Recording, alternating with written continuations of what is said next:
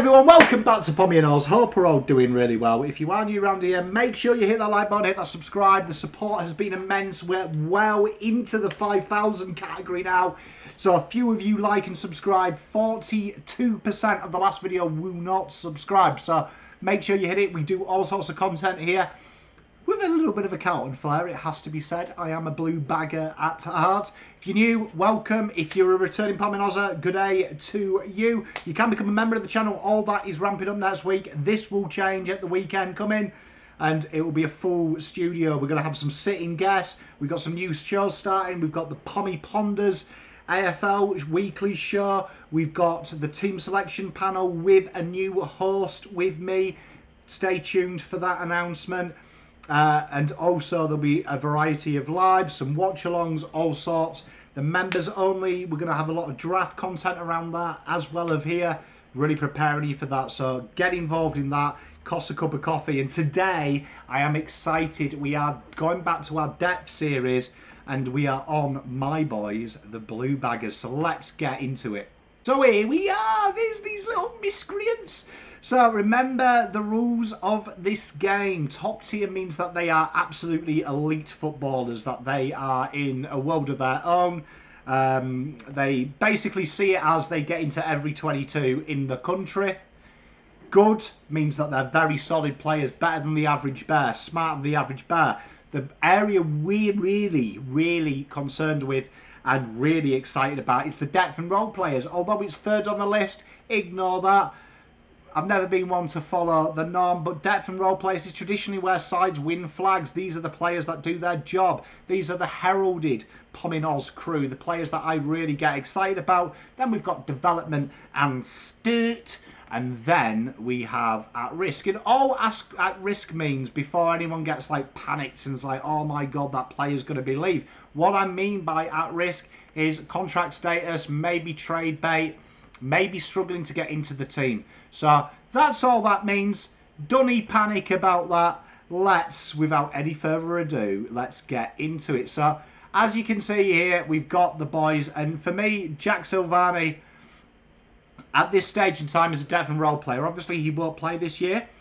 He could be one of these players as well, that I'm not saying he is, but if everything goes to plan, and let's say Ashton Moyer, he kicks ass, Elijah Hollins kicks ass, these are the type of players that I could see being at risk long term, in the terms of they have some value and I'd hate to lose them, but if players take their opportunities, because at the moment I would say, in all fairness to Jack, he was fighting for that role with Jack Martin. I think Carlton have been quite predominant with their use of the medium-sized players, as shown with Brodie Kemp being jettisoned in the final series and he was going well. I feel like this is where he is. Lockie Cowan, this is a really interesting one. The Moo Cow being promoted in numbers. Where does he play? Now, this is a really intriguing fact because there is a train of thought, although no one's heard about Lockie Cowan, that Carlton did have some great success last year with playing one traditional tall in Jacob Whittaker and then Marchbank, who is taller than the average bear, Brodie Kemp and Matt McGovern, working that role. We know that Lockie Cowan is bigger than the average bear as well. Is this an opportunity with Whittaker being out that Carlton maybe go that way and move Marchbank from that back pocket as the interceptor to be the pure key position player? And Brodie Kemp, we know both of them oscillated that role at centre-half back last year. This could allow that to happen a little bit more frequently. I have him in development and state at the moment. I'm really hot on him though. Stay tuned for him. Straight away, I'm going to surprise people. Jesse Motlop, for me, is in the good category. You look at his output per game last year, it's as good as anyone. And that's what I'm saying, good. It's good. For me, he is a walk-up start for the best 22. And him and Matty O is probably, at the moment, a category 1 as the best small forward at the club. I expect him to go on leaps and bounds this year. Remember, we're doing this as a projection at the end of the year. So that's where I am. That's where I am. Ollie Hollands, I feel like he's too good to be development state. I feel like there's a bit more needed from him in the terms of his raw output. His effort and tenacity, for me, make him good. But I think if we're honest, he definitely plays his role across that. We know the primary winger is Blake Acres, and he has a very, very, very high output for what he is. I feel like Ollie Hollands is definitely the able auxiliary for him. And I'm expecting this year to be a little bit more. But I think he plays his role incredibly well. And I think there's no surprise to me that Carlton have suddenly become decent because their role players do actually fulfill a role, which allows the good and the great to really flourish. Adam Cerra is a really interesting one because I don't want to go full Carlton Nuffy here, but in my humble opinion, I think Adam Cerra plays in every 22 in the world. Legit. And my proof is, when Carlton had mass injuries to the midfield, I felt that this guy held the midfield up more than any other player in the team. I thought he was a superstar, particularly in them dark areas, which for me shows how good you are when it's gone bad. I think it's very easy to stand out when you're good. I think it's very hard to stand out when you're bad. And I thought he really did take the mantle on. So, controversial, he's in there. I'm going to put Zach Williams in the good tier. Reason being, yes, we haven't seen him for what feels like for age. But I feel like you'd have to be very stupid if you are an opposition fan if you don't think Zach Williams, when he plays, turns the game on. I feel like he's incredibly good, and I think he's too good to be in the good category. Depth role players, we've got this man here, Matty Kennedy. Matty Kennedy really, I feel like, probably should have more than a role at Carlton Football Club, and he's another one. See Jack Silvani here. If the development of other players goes this way, is this an area that Carlton look to cash in on? I'm a big fan of Bam Bam, and I feel like he's been underused by Carlton. I understand why he's been underused, though. In the terms of that, there is a lot of players in this team that are basically him. And what I mean by that is they play his role. They've done it week in, week out. It's hard for him to get in, and Carlton then do become, I hate the phrase, one-paced. So I feel like he is one of these players that really has to cement it, whether that's a rejuvenation and we see him a bit more at half forward as that tall mark. Is it something that Carlton look at shifting, taking a half-back out of place? We know Wazze trialled that last year. I wasn't too enhanced by it, but does someone else rotating off half-back allow him to come in and use his body? I think that's a very interesting one, but for me, very important, because if there is an injury to our Bulls, Hewitt and Cripps, for me, Matt Kennedy's better than an auxiliary player, because there is a good argument for him into the best 22. So I am a big fan. You know what? Lockie Fogarty, I find one of the most underrated players at Carlton Football Club. Last year, his tenacity around there, his ability to use the ball as a conduit at half forward, and I think with the loss of Mr. Jack Silvani, I feel like Fogarty can come in. This is another player that could be at risk, though, as you look at it as the development of the other players. If players like Corey Durden really shine, David Cunningham stays fit all year, there could be an argument here that he's too good to be in this role at his age. But I'm a big fan of what Lockie Fogarty does, and I love him. I think this is no surprise for me. Top tier. Cripps. Cripps plays in every 22. I don't want to hear anything said about it. Without a shadow of a doubt, he plays every 22, week in, week out. In a handful of the best players in the league. A master of what he does, a great leader. Top tier. And we're now on the players where this is hard, because this is where Nuffy Pom and thinking about it comes in. I just feel when you've won a Coleman, it's hard to not put you in top tier.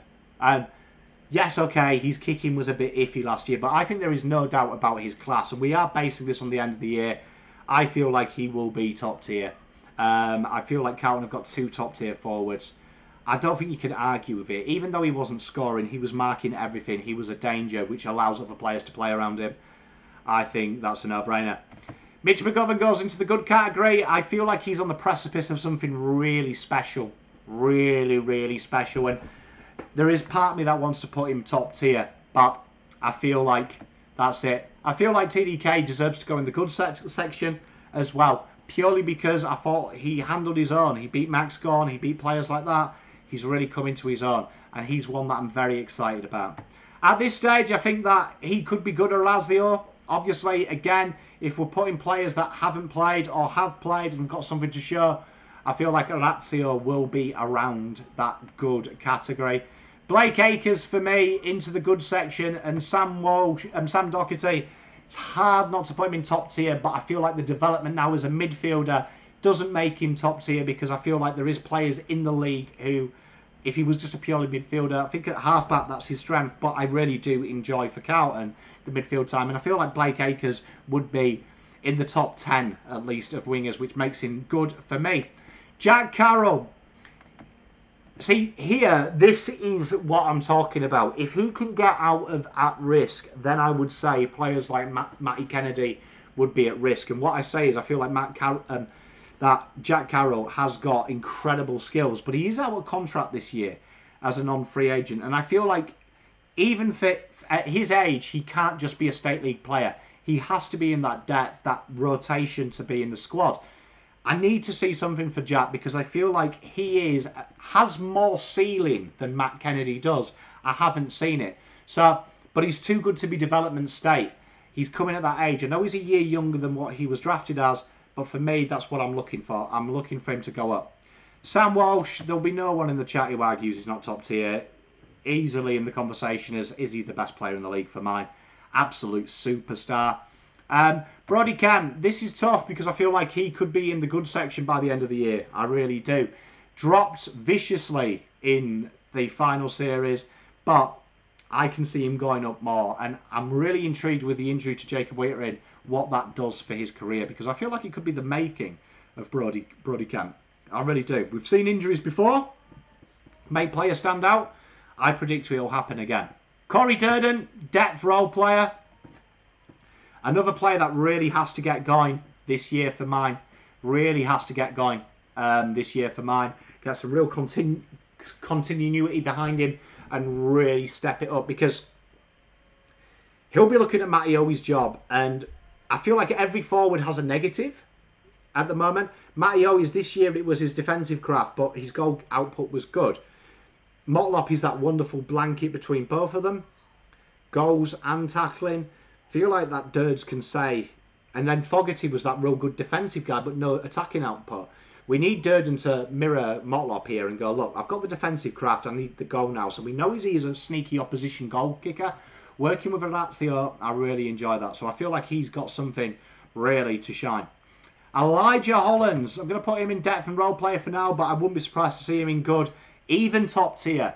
It was the first draft I covered. Elijah was my boy. I loved Elijah. I am really excited about seeing him this year at Carlton Football Club. Really, really kicking on and really showing us something. I feel like he could be the ace in the hole, the smoking gun.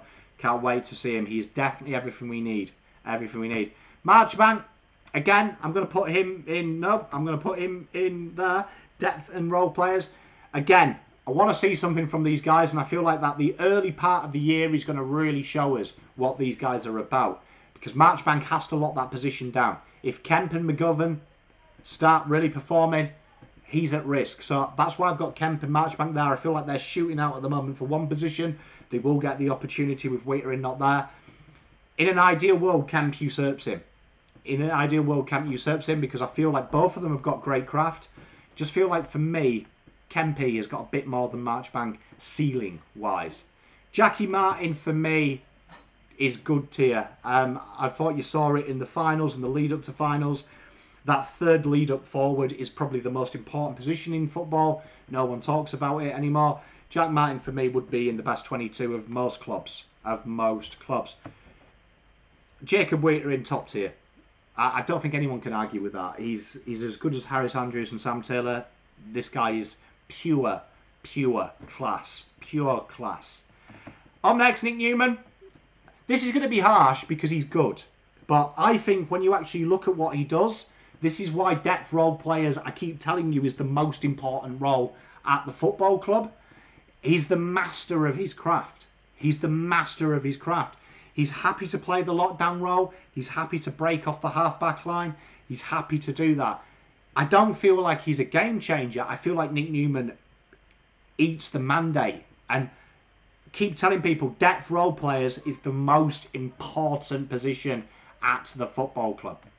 Up next, Jackson Binns. I feel like it's going to be another year in this. Be very interesting that I feel he's added so much to his game that there is a conversation now that if Ollie Hollands has a poor game, does Binns usurp him? But I do suspect to see a lot of State League football for him, and I'm really excited about that. This is going to surprise people, but I think Mark Pitternet maybe would be at risk if the other guys actually started performing. But for me, solid role player. The second ruckman needs to work on his craft around the ground for me. That's going to be it. This is going to be controversial. We know I am a David Cunningham fan. But out of contract this year, been there 9 years.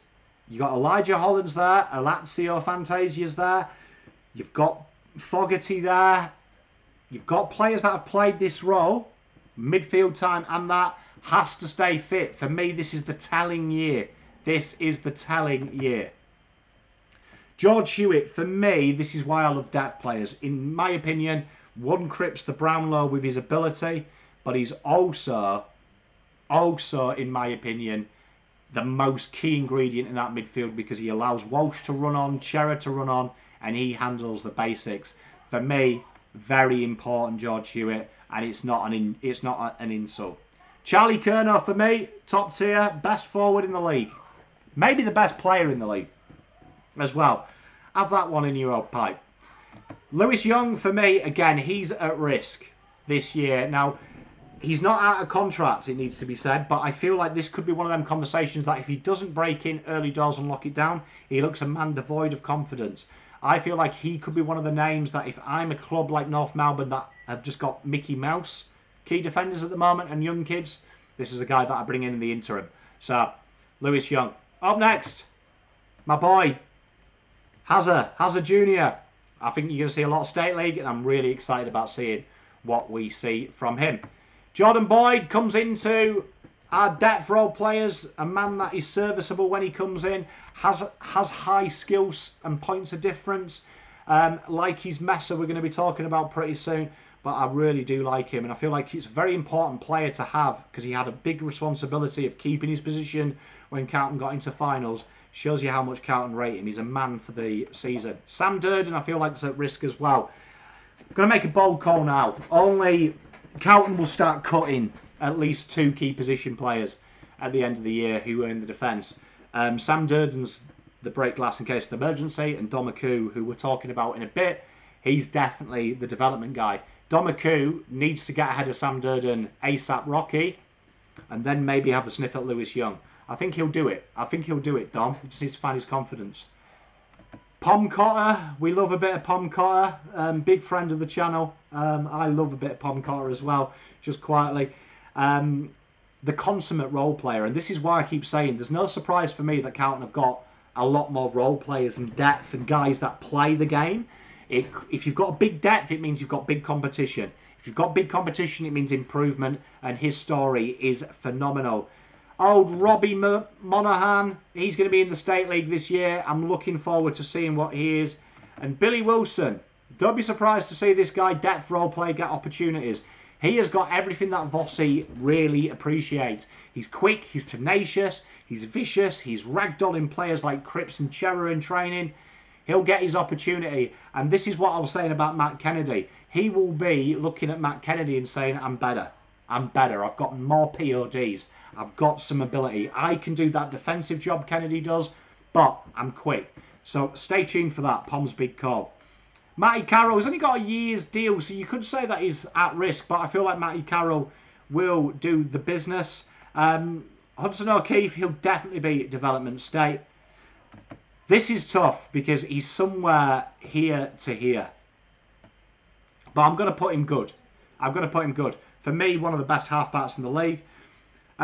Tackling and stuff sometimes gets away from him, but that's not his role anymore. See Nick Newman, that's why we've got him here as the captain of depth role players.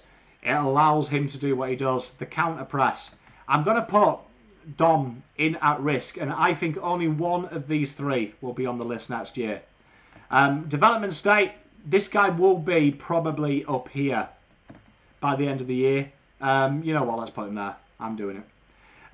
Matty Owies, and this is why they're going to be at that role there, because they're fighting each other for spots. They really are. At risk, Murkoff. I feel like Murkoff will be at risk this year. You can't keep having 4 ruckmen and 2 of them nowhere near the AFL level. Murkoff for me is the last opportunity. I feel like Hudson's gone ahead of him, and that'll be it. And Matty Carroll rounds it up as the depth. And as you can see there, Carlton have got incredible balance there in their list. Then development state, we've talked about, can usurp the players in that depth. They're younger models and more talented models. And the at-risk as well gives Carlton options with them younger players. If them younger players can usurp them, it's tough doing it for Carlton because I've tried to not be a nuffy because honestly the worst would be depth. But let me know if it's controversial. Maybe it is. But remember, depth and role player is a king in that. Much love, peace, love and light. Pom out.